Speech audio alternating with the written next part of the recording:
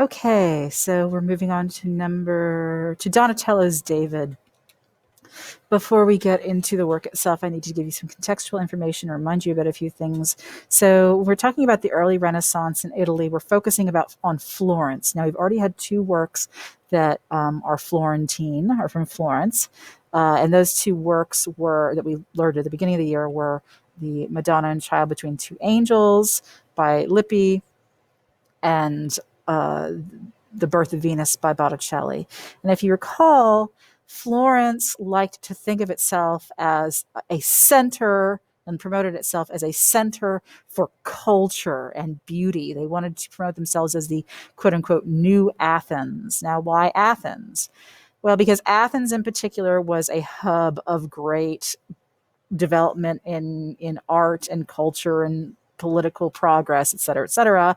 And so Athens has always been held up as the as kind of the paramount city for great development and culture and thoughtfulness. So they like to think of that themselves as the new Athens. However, they had a bit of a problem because there was a lot of kind of political pressure from two other cities, Milan and Naples, and both of which were considered militarily stronger forces. So these were bigger cities, stronger cities, and so there was always kind of the threat of them, getting into Florence and taking what Florence had. So we need to keep that in mind because that figures into our piece in just a moment.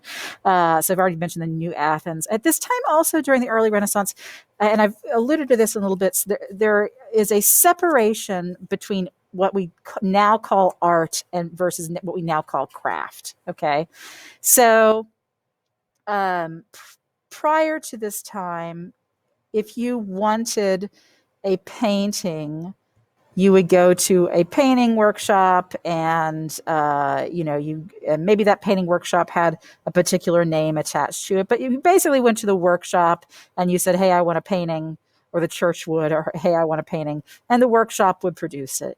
And the same thing similar would happen if you wanted a candelabra. You go to the candelabra workshop and you'd say, hey, I want a candelabra. They'd make you a candelabra, and it was all considered one. There was no distinction made between a painter and a candelabra maker, or a sculptor and someone who made cabinets. It was all considered visual art, or not art. It was all considered craft.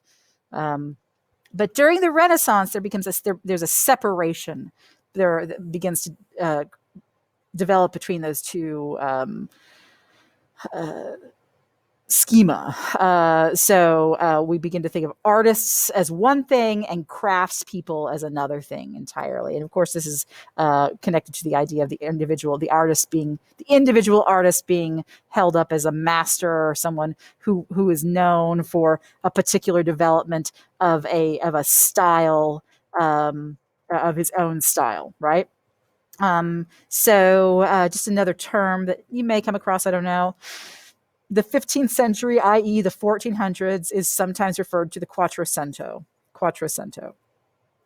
All right, so here's our piece, David's Donatello. Okay, Donatello's David, excuse me.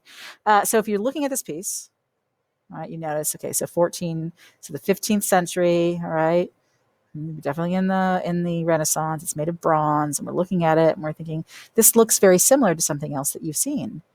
And you should be thinking of course, the spear bearer, Doryphorus, right? This work is the first freestanding nude since classical antiquity. We did not have any male freestanding sculptures of nude men until this again. Now, when I say freestanding, means it's not attached to anything else. Okay, it's not like attached to a building or to a larger scene. We may have had some sculptures of male nudes. They would have been probably Adam, right? But this is the first freestanding one since classical antiquity. Why is that a big deal? As you know from my introduction to the Renaissance, there's an emphasis on the exaltation of the individual. And what do we have here? We have an individual standing by himself, right? All right. So we notice it's also made of bronze. What does that do? The light bounces off of it. If you recall, are looking at the bronze copy of the Doryphorus that we looked at. Now we look at, of course, a marble copy of the Doryphorus, but bronze, the light hits it, and we get to appreciate the anatomy and the beauty of the skin more than we do than with a marble sculpture. So the emphasis here is on the beauty of the individual. Again, that should remind you of Doryphorus, right? Remember how different the Doryphorus was from all the other male nudes that we looked at prior to it, right? Like the Korai, right? Or any of the other male nudes that we looked at prior to this, or just males that we looked at.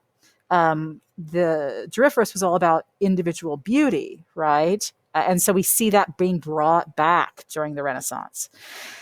Contrapposto. Donatello is the first one to use that again. And so what does the contrapposto do? It highlights the beauty of the body, right?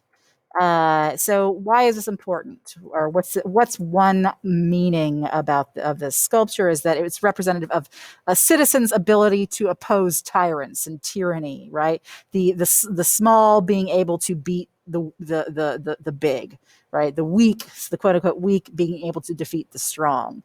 Well, what does that have to do with anything? Well, if we look back at what I said earlier, there was this pressure from Milan and Naples, and Florence, of course, is the smaller force politically, although money wise and a lot of otherwise that they were superior, or not politically but militarily. So this is indicative of Florence's ability to beat their rivals. So how is this possible? How can the small defeat the big? How can David defeat Goliath? It's because he has divine support, right? And he's got virtue. And that divine support and that virtue brings strength, right? So if you know the story of David and Goliath, I'm giving you a short version of it, but Goliath is a very, very, very large and very strong man from an opposing force who's fighting the people of whom David is one. David, a small young boy, throws a rock at Goliath and hits him in the forehead and kills Goliath. So the small are able to, and the weak are able to beat the big and the strong. So this is after he's killed Goliath with a rock, but and obviously, beheaded him as well. So that's important to note. So we have religious subject matter here being used for political purposes, right? Now, this is something that should remind you of San Vitale. Now, that wasn't religious subject matter for political purposes. It was political purposes, the image of Justinian in the church. So kind of mixing the political and the religious, or the religious and the political. So not exactly the same, but something you should be thinking about. Okay, so there's, of course, Doryphorus, right? All right, so he is a very erotic piece, right? Especially if you look at that wing from that helmet going up, the inner thigh, right? So we have the beautiful light bouncing off of his very taut body, and he's got this youngish face. And in fact, his body, other than the genitalia, I'll come back to that in a second. Other than the genitalia, he doesn't look particularly masculine, right? I'm not saying he looks feminine, but he's kind of androgynous. He's not, totally built up or anything like that. And so, again, that goes along with the fact that, of course, David was a younger boy. So let me go back really quickly. There is a suggestion that David looks somewhat like the Roman god Mercury, the messenger god. Primarily that's said because of the hat, maybe considered similar. But what we want to note in terms of form is that this is made out of lost wax casting, or made from the process of lost wax casting, which you should recall, which I talked about when I went over the seated boxer. Lost wax casting is how bronze sculptures were made. It's why they're hollow. But lost wax casting also enables, when you get down to it, great detail, which we can, of course, see in the beard and the helmet here and all this other, ornament at the bottom of the sculpture. That's beautiful too. Okay. So who was it made for? Well, it was commissioned. It was made for the Medici family. That's important to note. Initially, it was viewed in their private courtyard. Eventually, the Medicis get kicked out of Florence, and it's the statue is taken and put out for public view. So it's almost like, the Medicis, who would have been a great political force in Florence, would have kind of seen themselves as being like the small who have defeated the big of Milan and Naples. But of course, when we get the Medici's kicked out, the people of Florence would think of themselves as David, who has managed to kick out the Medici's, the Goliath, right? All right, there's a video for Khan Academy that you need to watch, and there's also a very short article talking like 2 paragraphs from the art history textbook that I've attached, so you should definitely watch that. Thank you very much.